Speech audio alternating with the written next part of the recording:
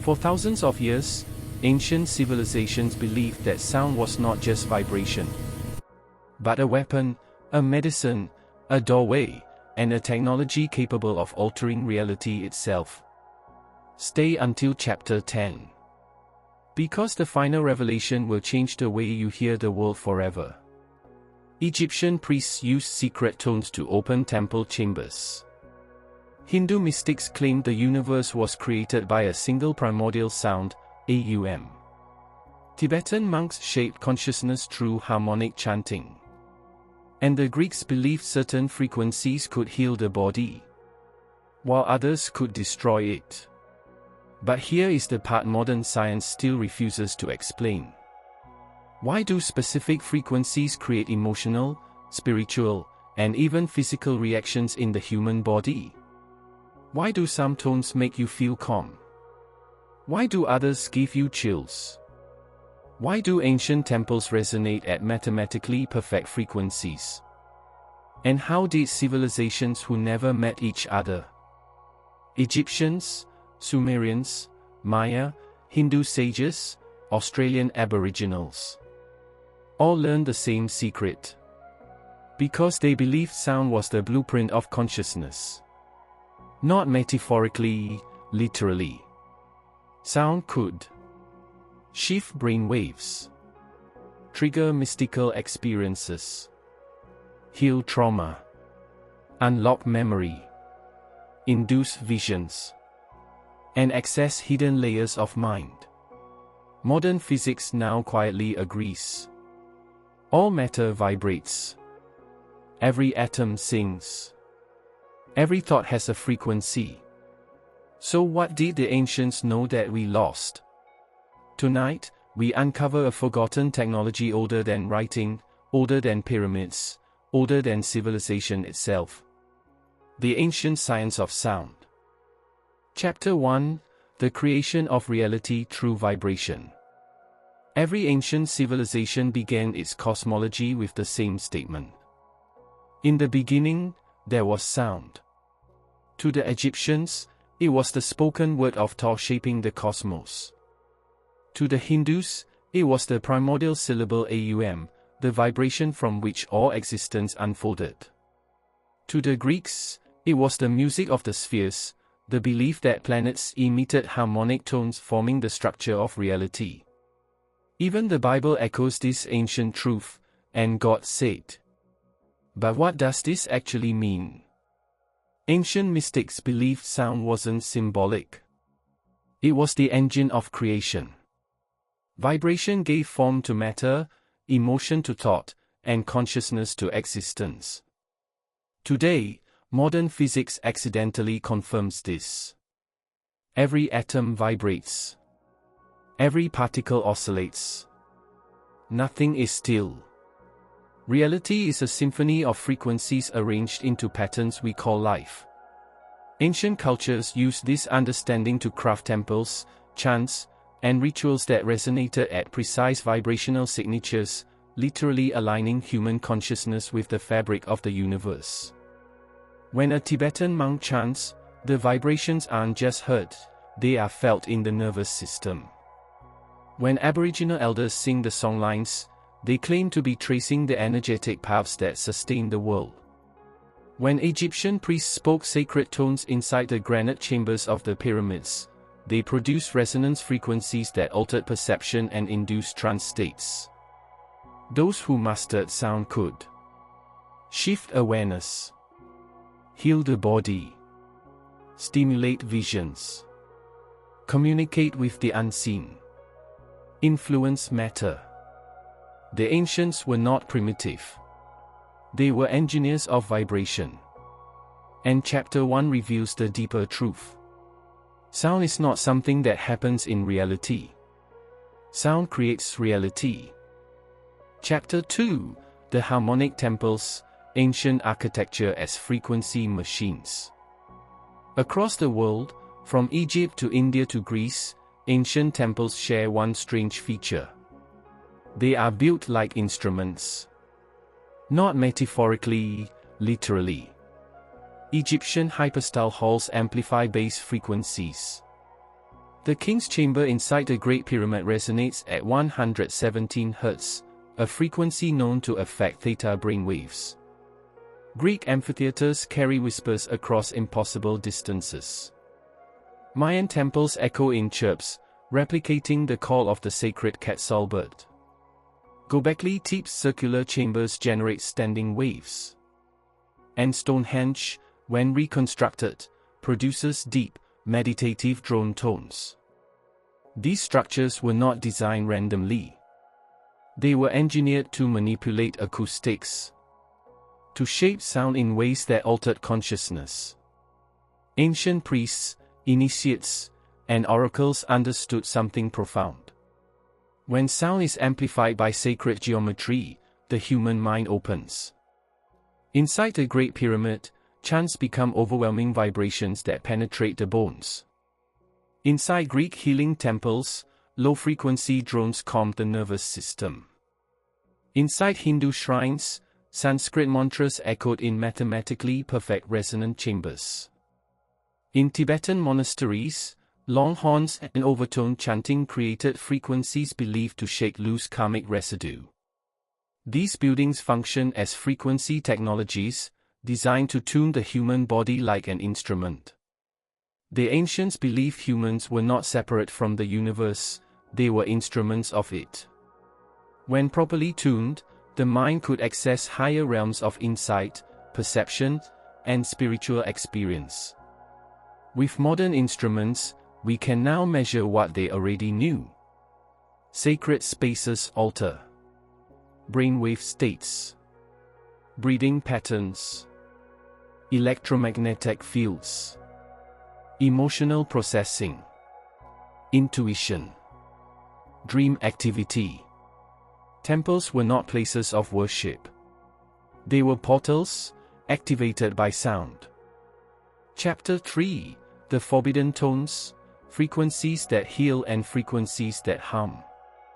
Throughout history, mystics and healers spoke of secret tones, specific frequencies that could heal the mind, body, and spirit. But they also warned of dangerous tones capable of causing chaos, confusion, and emotional collapse. Ancient texts divide sound into two categories. 1. The healing frequencies.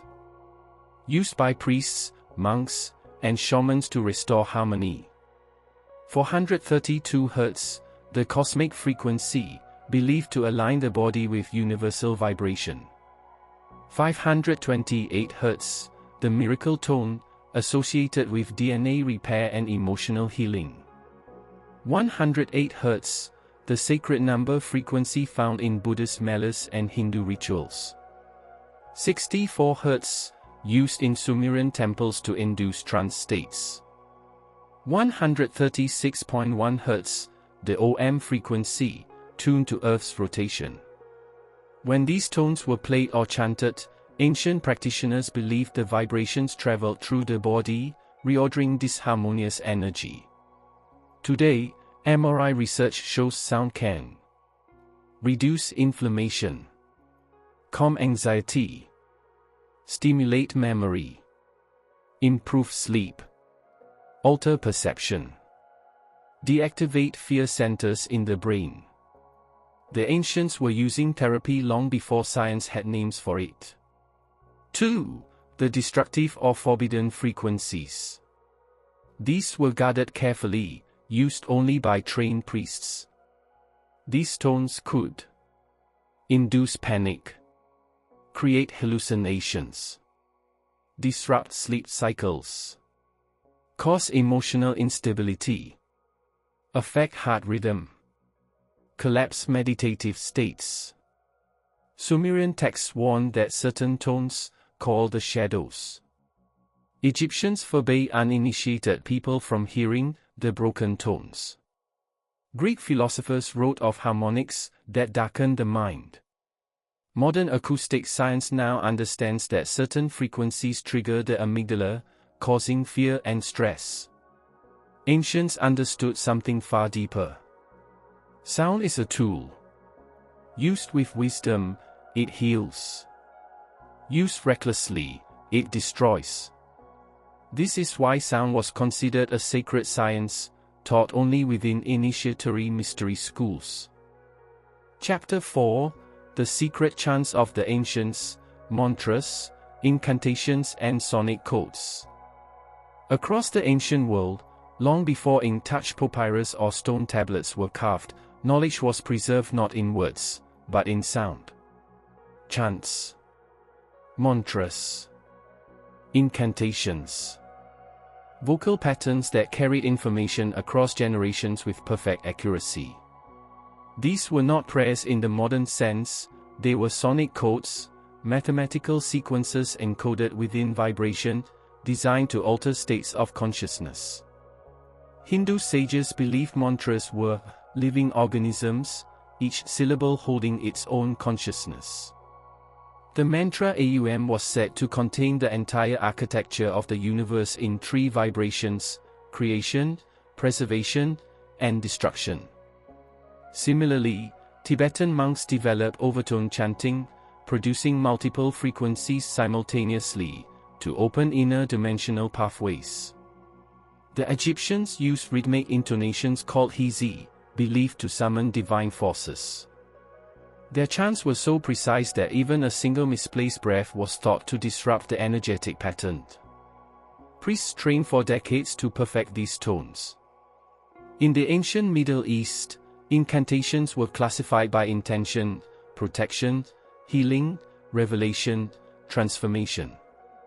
Sumerian texts describe the Eninger, a forbidden chant said to activate the deep waters of consciousness, awakening visions and ancestral memories.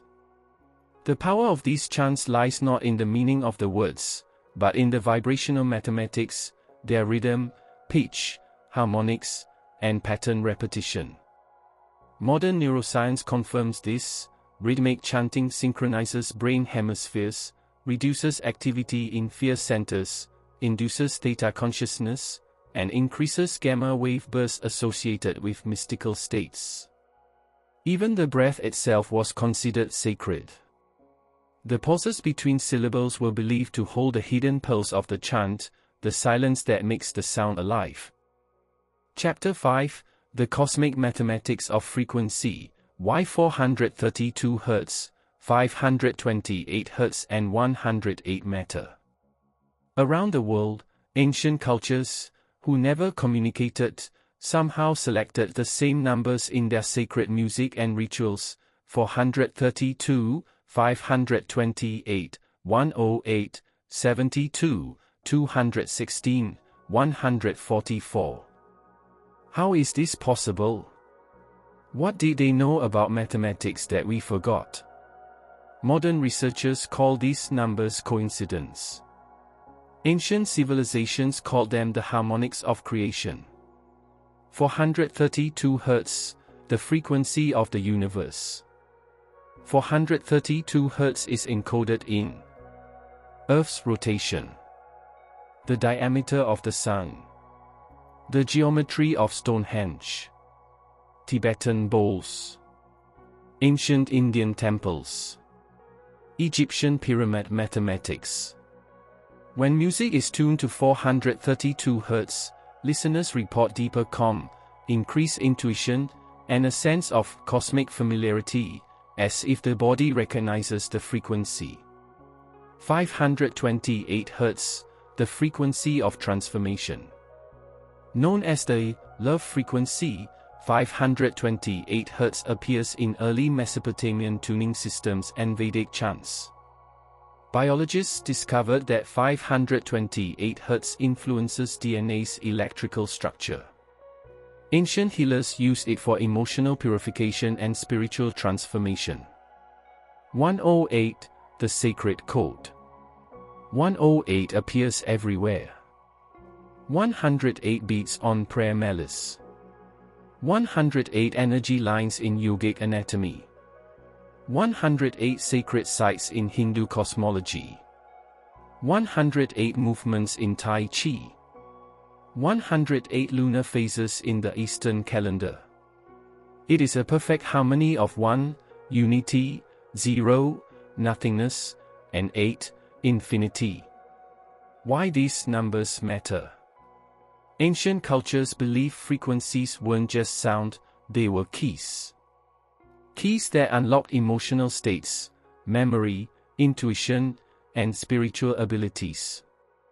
These numbers form a harmonic pattern that appears in planetary orbits, sacred architecture, and musical scales. They reflect a deeper architecture, the vibrational structure of reality. Modern physics now confirms that matter vibrates at harmonic intervals. Your brain, heart, organs, and even your thoughts generate frequencies that align with cosmic mathematics. Chapter 6: How Sound Affects the Human Energy Field, Aura, Chakras and Emotional Memory. Ancient mystics believed the human body was not solid matter, but a field of vibrating energy, an aura composed of emotional, mental, and spiritual layers. Sound, to them, wasn't just heard by the ears, it was absorbed by the energy body. Modern science is beginning to catch up. Biofield research shows that sound waves interact with the electromagnetic field around the body, influencing emotional states and physiological responses. But ancient healers already knew this. They mapped out the energy centers, chakras, that resonate at specific frequencies. Root, 256 Hz. Sacral, 288 Hz. Solar plexus, 320 Hz. Heart, 341 Hz. Throat, 384 Hz. Third eye, 448 Hz. Crown, 480 Hz. These weren't symbolic numbers, they were vibrational formulas. Chanting, drumming, singing bowls, and flutes were used to retune the energy field, like adjusting the strings of an instrument. They believed trauma created distortions in the aura, trapped frequencies that became emotional memory. Sound could loosen these stagnant energies, restoring flow and balance. Shamans used rattles and drums to break energetic blockages. Egyptians used sistrums, metallic instruments that created cleansing vibrations. Hindu healers used mantras targeted at specific chakras. Sufi mystics used whirling to create internal resonance through motion. Tibetan monks used overtone singing to break apart dense emotional patterns. Experiments today show low-frequency sound can reduce anxiety, and high-frequency sound can improve clarity and perception. Ancients believed, where there is harmony, there is health. Where there is dissonance, there is suffering. Sound wasn't therapy. It was maintenance of the soul, the mind, and the energetic body.